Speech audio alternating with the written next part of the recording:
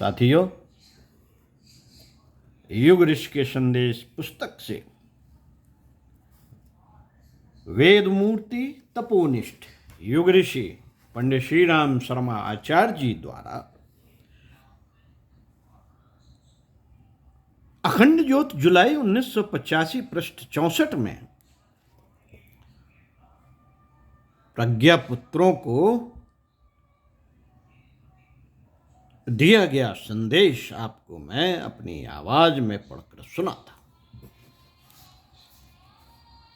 प्रज्ञा पुत्र पात्रता विकसित करें।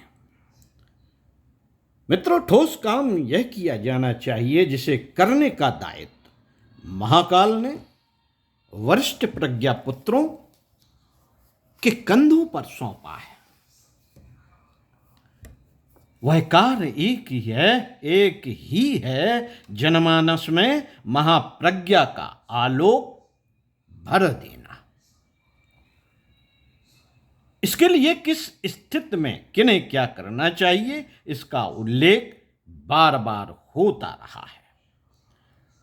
उस पर एक बार फिर दृष्टिपात किया जा सकता है कि जो सौंपा गया था वह बन पड़ा या नहीं। बन पड़ा तो इतना कम तो नहीं जो तपती धरती को मूसलाधार जल बरसने वाले महामेघ की गर्मा से कम पड़े। समय की मांग बड़ी है, उसके लिए उतली पूजा से काम नहीं चल सकता। जलते तवे पर पानी की कुछ बूंदें पड़ने से क्या काम चल सकता है, चलता है? इसके लिए इन दिनों समर्थों का ऐसा पुरुषार्थ होना चाहिए जो उलटे को उलटकर सीधा कर सके। साथियों, उसके लिए प्रत्येक वरिष्ठ प्रज्ञा पुत्र सर्वथा समर्थ है। यदि परिस्थितियां बाधक हैं तो उन्हें ठोकर मारकर रास्ता रोकने से हटाया जा सकता है। सृष्टा का राजकुमार मनुष्य केवल इसलिए दुर्बल पड़ता है कि उसे लोभ, मोह और अहंकार की बेड़ियां बेतरह जकड़कर असहाय बना देती हैं। यदि औसत भारतीय का निर्वाह अपनाया जाए, परिवार को छोटा, सभ्य, सुसंस्कृत, स्वावलंबी रखा जा सके तो युग धर्म के उच्च स्तरीय निर्वाह की सुविधा हर किसी को सहज ही मिल सकती है। संकीर्ण स्वार्थपरता और अहंकारी साज सज्जा जुटाने में तनिक कटौती की जा सके तो हर विचारशील को इतना अवकाश मिल सकता है जिसमें वह आत्म कल्याण और युग निर्माण की महती आवश्यकताओं को पूरा कर सके। प्रकारांतर से यही कोयले को बहुमूल्य हीरा बनाने वाला कायाकल्प है। यही कायाकल्प है, इसे स्वेच्छापूर्वक किया जा सकता है।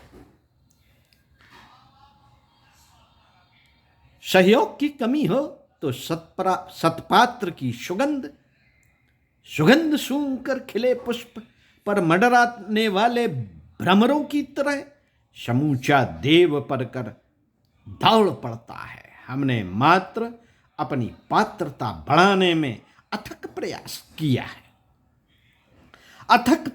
किया है और वह पाया जो सच्चे अध्यात्म का सच्चा अवलंबन करने पर मिलना चाहिए। इसी के अनुकरण की आवश्यकता है। हमारे सभी प्रज्ञा पुत्रों को इसी के अनुकरण की आवश्यकता है। ओम शांति।